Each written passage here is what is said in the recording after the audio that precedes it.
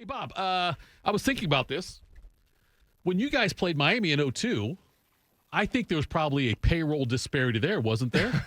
Don't you think they probably spent more money on their players than Ohio State did? I would venture that to be the case. That's what I'm saying now, you see. But you guys didn't complain. I didn't hear Tressel say, we're underpaid. These guys have a bigger payroll than we do. I never heard Tressel say something like that. Went out there and got the job done. Ryan Day talking about Ohio State this past weekend, their performance against Texas. And he said one Julian Sayin graded out as a champion. Yeah, he did. He graded out over 80%. His adjusted completion percentage with a few drops was pretty good. So we felt like he took care of the ball, made some good throws. I'd like to think that if we had made a few plays for him earlier on in the game, maybe it would have gone a different direction. But I don't think he ever flinched. So good start. A lot of football to go, though. Yeah, Bobby, I think that saying you mentioned it on Monday, and it's true that there were, 4 passes should have been caught, or could have been caught, I should say. I mean, you don't count on Jeremiah dropping 2 passes. And the Claire one he should have had. The Claire, and then even the Brandon Ennis, which would have been tough. Yeah. But, I expect Brandon Ennis to make that catch because Brandon Ennis is a really damn good wide receiver. And so I've watched him make catches that difficult or greater many, many times in practice. And so that's just the expectation that you've created. And I really can't wait to see him. I mean, this was obviously a huge test for Sayin. The next 2 weeks, next 2 games. Not as great a test. Shouldn't be as big of a test. But I got to believe that environment in Washington, in Seattle, is going to be a huge test for him at that point, too. Oh, yeah. You have the number 1 team in the country going into Washington to play there. Is it Pullman? Or is that Washington State? Was it Pullman where they play? No, Pullman's Washington State. Okay. They play in Seattle. Seattle, that's what I thought. Okay. Anyway, here is Ryan Day talking about winning the middle 8. Now, once you get into halftime, that's kind of when you start to figure out, all right, where are we? We're up by 7. We feel like we're playing good on defense. We are getting some movement, up front. We're playing physical on offense. At some point we're going to have to take a shot or two, and then see what happens there in the first 4 minutes of the third quarter. Didn't like the way we played in the first 4 minutes of the third quarter. We can do better there. There's a lot of things that we can execute better. And if we do, again, the game can change real fast. I thought we won. We talk about the middle 8. We won those first 4 minutes, but we didn't win those second 4 minutes. So we deferred, and we got the ball to start the second half, and I thought we could have done better there. So going back through the film, a lot of corrections we need to make to get better. And again, that's all great lessons to learn coming out of a win against an opponent like that. But nonetheless, the issues are still there. My God, Bob, I got to believe when you're watching film where there's mistakes made. 'Cause there's mistakes made obviously every game. No one has a perfect game. But when you're watching film and talking about mistakes after a win, has got to be completely different than after a loss. Absolutely. There's still things that you can watch and learn and clean up, believe me. A lot of things they can clean up from that game. But it's always, and so that's the challenge for Ryan, when you win, that you don't gloss the mistakes. Because if you would have lost that game, and maybe you don't get a 4th down goal line stand, maybe you throw an interception like that, and maybe you don't do anything like crazy critical, but you still lose the game, well, then you're going to look at everything with more of a fine-tooth comb. And that's what Ryan, his challenge is to be able to do that even in a win. Because in a win, you obviously feel better about yourself. That was the objective, was to win, and they're a very good team, but there's still a lot of growth that can happen from it. The less you say or less you hear about the offensive line and about special teams, it's usually the better. You know what I mean? Like, I don't mean special teams. The fact we're not sitting here having questions about that or having these things about the punting situation wasn't great. It wasn't great, but it wasn't catastrophic. It wasn't catastrophic, but they were never able to flip the field. Like, their starting field position was not great. They never had a punt that flipped it, and that needs to be changed. The O-line, though, here's what Ryan Day had to say about the men in the trenches. I looked across the field before the game, and that is a good-looking front. And I thought for Austin starting, at left tackle, Phil right tackle. I thought Carson, Luke, the guys. I thought they played well. Was there some inconsistencies? Yeah. Was there some looks that they gave us that we weren't prepared for? Yes, for sure. I thought they had a good game plan coming in and did a nice job. But I thought if you just watched our play, you watched how hard we played, there's something that we can build off of. And I think watching their reaction after we scored the touchdown on 4th and 1, watching the way they were finishing plays downfield, there's a grittiness to that group that, again, is a great foundation. No complaints at all from the offensive line. Running game, I wish was a little more. Could have got the running game going, and last night I didn't have time. I want to go back and watch. And I think that there was some holes that were there and some seams that the running backs maybe could have gotten to that didn't. They can always play a little better. I thought the protection for Julian was pretty good. He wasn't sacked at all, and that's a really darn good front. And that's not just the offensive line. That's also the tight ends and Will Kazmarek and some of those guys and what they're doing. So there's a lot of positive things to say about that. You can always improve, but in general, playing a team that is that good up front, like Ryan was saying, I looked across the line, I saw a team that looked pretty darn good up front. And we did a good job against them, and that's a heck of a deal.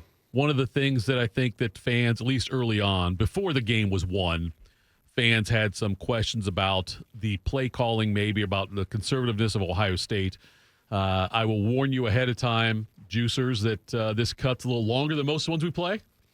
This is about a minute and a half. But here is Ryan Day talking about the... we all want to be explosive, and we need to create more explosive plays. But when you really look at the way the game played out, when we didn't convert the 3rd and 4th down at midfield, then we get pinned inside the 10-yard line. And if we're not, in those moments, going to be aggressive down there, it's a long road to score a touchdown all the way down the field when you have a young quarterback where, you're pretty much trying to keep the ball in his hand for a short period of time or trying to run vertically against a team that has very good team speed going sideline to sideline. And so we found ourselves backed up a lot. One time on a 1-yard line, and when you're in those moments, you have to be very, very careful with the football. And you get a little limited in what you can do with this type of defense, with this type of quarterback, with everything going into play. Then you look at, sort of how methodically we played the game. I think we only had 4 possessions in the first half. I mean, possessions were limited. You add all those things up together, that's what you got when you have a couple early drops. We did have a penalty, and then there you go. Late in the game, we had one drive where, we on purpose wanted to eat up time. I think we ate 4 minutes off the clock, got a first down. We were really moving really slow there. So that's really what played into the game. Now, like you said, moving forward, yeah, we know we have to be more explosive. Yeah, we need to get the ball out in space and do those types of things. But that's all part of the journey with this group. And the first goal was just win the game and find a way to do it. Bobby, the explosive plays that they talk about, from a defensive standpoint, you're out there on the field. Let's say that the team you're playing, you've got them pinned back to their 4-yard line. Okay. Mm-hmm. Would it hurt you more as a defense to give up a 96-yard pass on the first play for a touchdown or a 17-play, 8-minute drive that they get a touchdown? I always say just make it be one and done. I don't need to be shot 14 times and bleed to death. Which is more frustrating, though, for you in a lot of cases? Oh, that's why I joke with 2 minutes. People would get down and go, just give them the ball on the 15. Like, let's just go run a handful of plays and see if give them the ball on the 7. Give them 4 plays. See if we can get a stop. I don't need to get exhausted on the way down there. Right. It's a little bit joking, but yeah, there is some truth to that where, the long time possession on the field wears you down. Your offense cools off and you get incredibly tired as a defensive player. Yeah, I would think that the explosive plays are fun for the fans, everything. But yeah, I got to believe that would just wear you down more and just be more frustrating if they get it's 7 first downs. It's demoralizing is what it is. A couple of those 3rd down, like give them 3rd and 6 or whatever, they get 6.5 yards to keep the chains moving and whatnot. Especially you get a quarterback that'll scramble, pick some stuff up, and you do everything right on the down other than winning it because, someone goes and makes a great play. Like, that's just hard to handle. Black Crows said that too, by the way.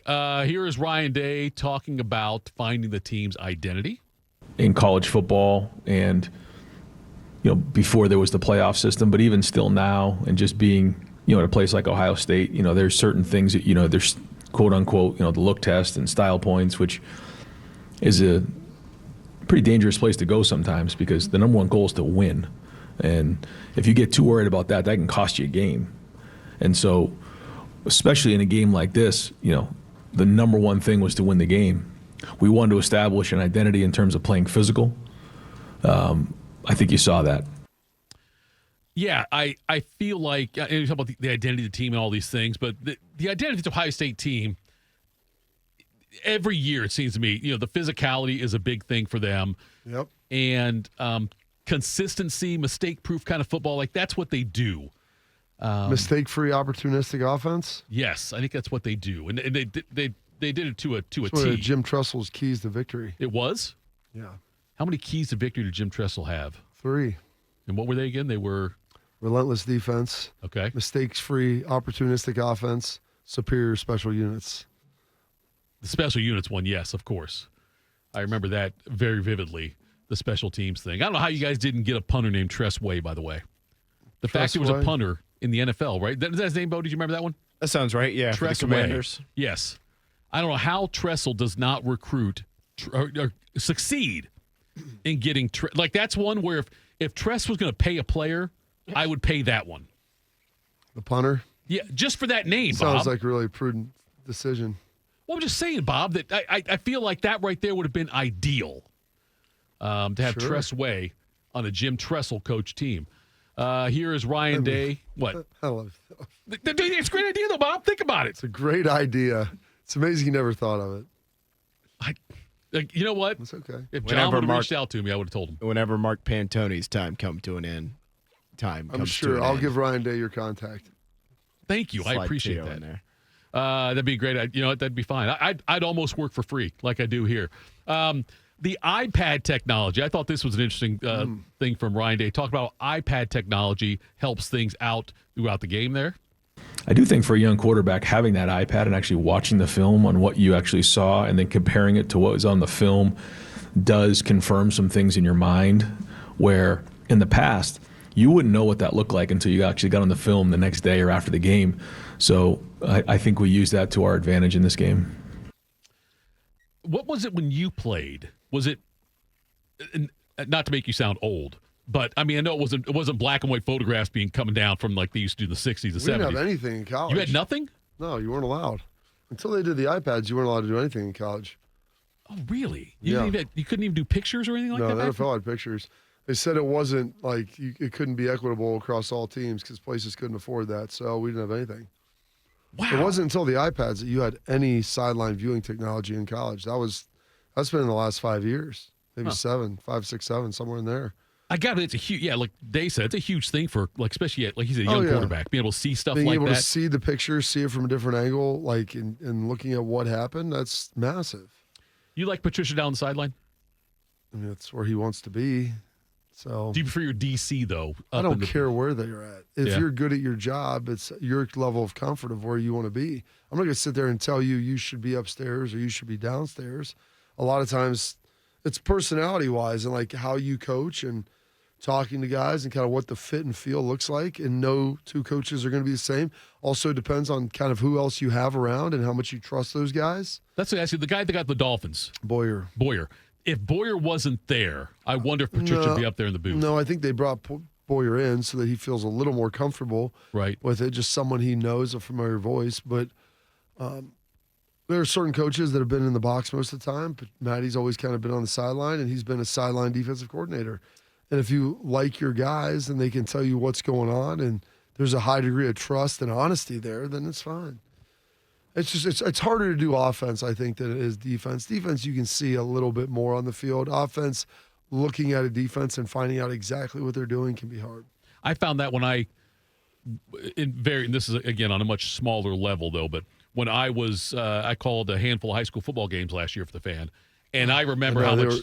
Where'd you put your Emmy? Miami, you know what? It's a very local, regionalized county Emmy, is what it is. And I actually had the trophy, made it myself, and gave it to myself. But I earned it. I'm not going to lie to you, I earned it.